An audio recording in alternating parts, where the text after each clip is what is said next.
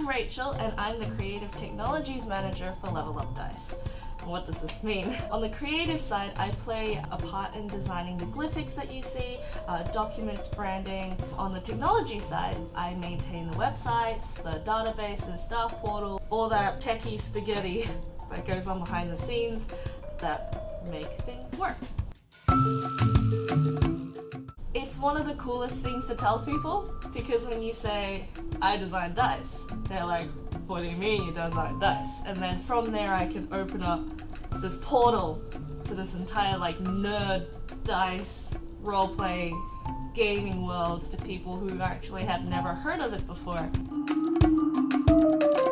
So I have a background in graphic design. So in my previous job I was designing posters and web ads and things that go on screens. So big things, things that go on walls. And so transitioning over to designing just dice, just this tiny little surface was interesting. I had to learn that I can't just shove everything into a design because it's so small and you need to be able to see it. It's cool. I also got to start doing more tech stuff because I didn't do that in my last job. I was purely graphic design. So it's been actually quite fun transitioning over because I get to do a lot more things, a lot cooler things than before. Well, for starters, I get to work on my own terms, which means if I have a doctor's appointment, I don't have to take the whole day off. That's pretty good. And I think the biggest thing is that, in my job I get to do a lot of technology-based things, like creating web applications and managing databases, and I wasn't able to do that before. It's changed my life because I'm in a position where I can do both. I can use both halves of my brain, and that's been really cool. So my alarm goes off at 7, but I'm usually up at 6:30 because that's when my husband's alarm goes off.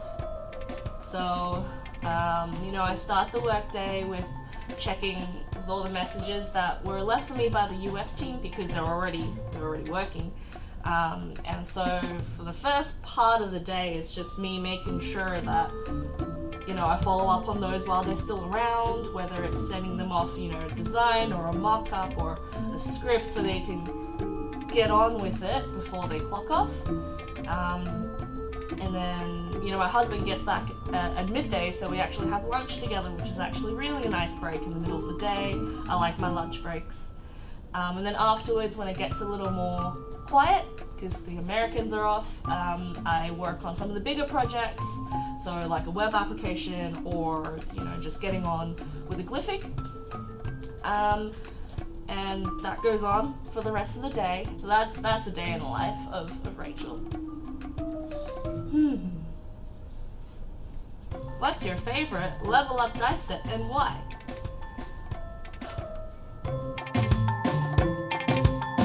So a lot of people say this is a hard question because how can you choose from all your babies? If you designed all the glyphics, how can you choose one? Well, I can. It's actually the 80s Radical Glass dice set. I don't actually have a set because it's so new that I've only seen a sample, but hopefully there's a picture here. But that has to be my favorite because just looking at it, you see all these colors bursting out. I don't know how it happens. It does it without light, obviously some light because you have to see it, but it just comes out. It's magical and it's amazing and I love it. For both the creative stuff and the tech stuff, it's just practice. They say it takes 10,000 hours to master something. So get those hours in. If you want to be a designer, design something every day. Or design something, over a couple of days. If it's like a logo, do one a day. If it's like a website layout, do like one every 2 days or span it over 2 days. Just practice, it doesn't have to be for something. A lot of when I started, it was just, let's make a logo every day for roll a dice, something, right?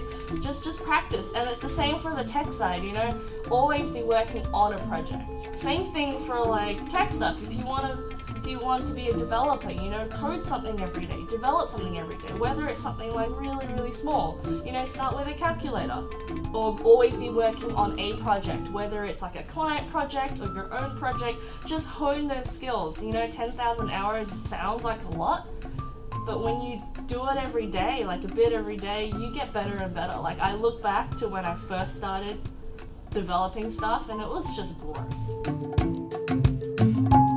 My favorite thing about conventions is the team that I get to work with.